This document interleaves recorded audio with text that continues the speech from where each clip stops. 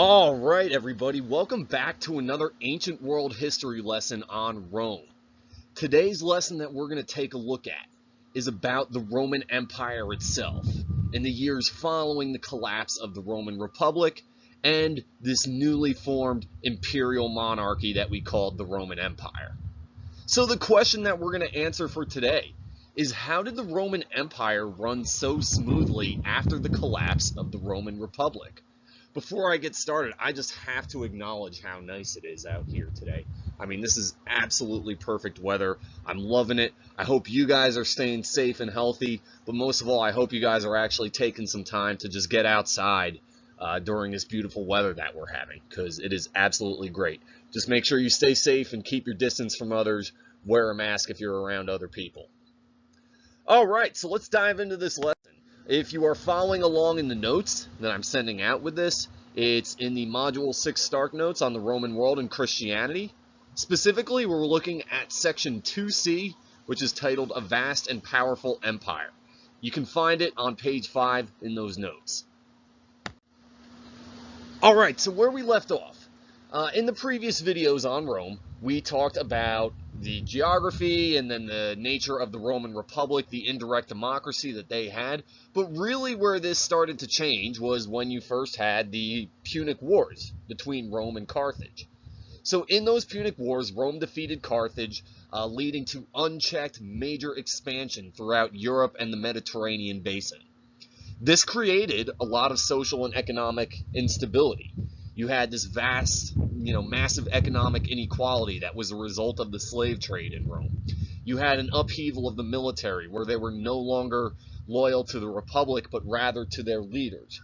Then you had some popular leaders like Julius Caesar, who tried to change a lot of things, led to his assassination, which created even more instability, period of civil wars, till finally in the last video where we left off with the guy that's going to be really important to this video right here, Octavian Augustus Caesar.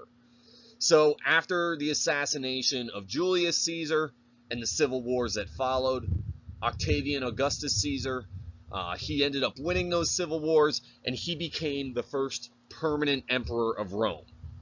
And Rome then changed from being an indirect democracy into an imperial monarchy. And that's where we're picking up this story. So I mentioned here, you had the collapse of this republican form of government. Well, what's going to happen now that you're running this society as basically a monarchy? Well, to be honest, it actually ended up running pretty smoothly for a couple hundred years. And most of that boils down to the changes made by this man that we talked about in the last video, Augustus. All right, specifically Octavian Augustus Caesar. Remember, he was the grandnephew of Julius Caesar. He was also Julius Caesar's adopted son. After Caesar's assassination, he ended up in a civil war with Mark Antony and Cleopatra. He won that, and he became the first emperor of Rome. And he ruled for over 50 years. You can see there, ruled from 31 BCE to 14 CE. So you have to kind of add together those two figures. Excuse me, I was incorrect on my math there for a second. It was actually 45 years that he ruled, right? 31 plus 14 equals 45 years. But Augustus was an interesting guy. He wasn't some power-hungry megalomaniac or anything like that. He was a very humble man, and he was also a very pious man. He was very religious. He followed his religious beliefs to a T, and he was also, very dedicated to ruling the empire. He didn't build massive mansions or, big temples dedicated to himself or anything like that. He lived a very simple, humble life. But he was an excellent ruler, and he was an excellent administrator. And by that I mean, not only was he great at winning the wars, but then when it came down to running the government, he was good at that as well. Under Augustus, Rome kicked off 200 years of peace and prosperity that was kind of a period of time that we think of with our first important vocabulary word for this lesson. The first important vocabulary word that we have is what's called the Pax Romana. And that is a Latin phrase, which means Roman peace.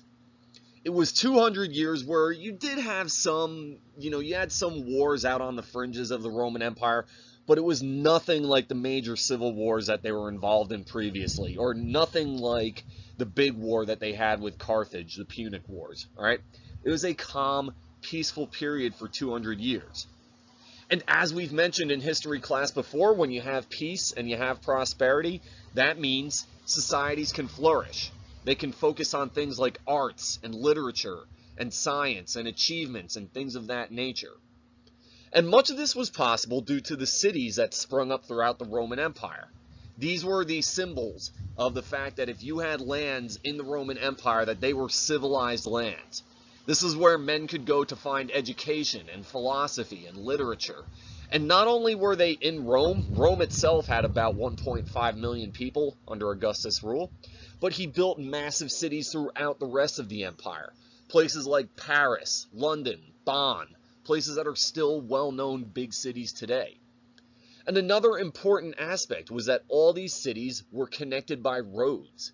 Roads that enabled free trade and free spreading of ideas throughout the empire. And these roads were protected by the Roman armies because they wanted to maintain that peace and prosperity. And one of the fun things was that all those roads would eventually connect to one another and lead back to Rome one way or another. If you've ever heard the phrase, all roads lead to Rome, that's where that comes from. So one of the key aspects of Augustus' government was that it was very well run, all right? He had these great cities that were with public buildings that were connected by the road system, protected by the army, all right? But another important thing that he set up is our next big vocabulary word here. He set up a very competent civil service system. We've talked about this before when we talked about Chinese civilization. The Chinese set up a system where people had to pass tests in order to become government officials. Basically, they wanted the smartest and the brightest people among them to be the ones running the government. Augustus set up a similar thing throughout his system, throughout his government in the Roman Empire. And the civil servants weren't just made up of wealthy patricians. There were also plebeians running the civil servants. There were also former slaves that they called freemen in Roman society. Former slaves that could then become civil servants in the Roman system. And the real indicator that Augustus' government was well run and was well functioning was the fact that even after Augustus died in the year 14 CE, for about 150 years after his death, this government still ran smoothly and it functioned well. And that's the key thing here. Because as we're going to see in the next slide, not every Roman emperor was a great leader. Not every one of them was even a marginally good leader. In fact, a lot of them were crazy and insane. But the system of government would still function and live on for another 200 years another 150 or so years after Augustus' death. It just goes to show that he built a good, sound system, that even if you had bad people in charge of it, it still functioned well. So speaking of which, right, we had a pretty mixed bag of emperors over the next, 150 to 175 years or so. They could basically be broken up into two groups. You had what you called the Julio-Claudians. These were emperors that actually saw themselves that were descendants of Julius Caesar. And then you had another dynasty of emperors called the Flavians. But, some of them were really good, some of them were really bad. Some of the really famous bad ones, they're the ones that are fun to talk about, and you can watch whole videos about these people on YouTube. Caligula, which, by the way, is a phrase that means little boot, he was probably the most funny. He was quite legitimately mentally disturbed. I mean, he was quite legitimately insane. One time, in order to show off and prove his power to the Roman Senate, he named his favorite horse as consul of Rome. Just goes to show how crazy he was. Nero, another very famous bad emperor of Rome. All right, Nero was vicious.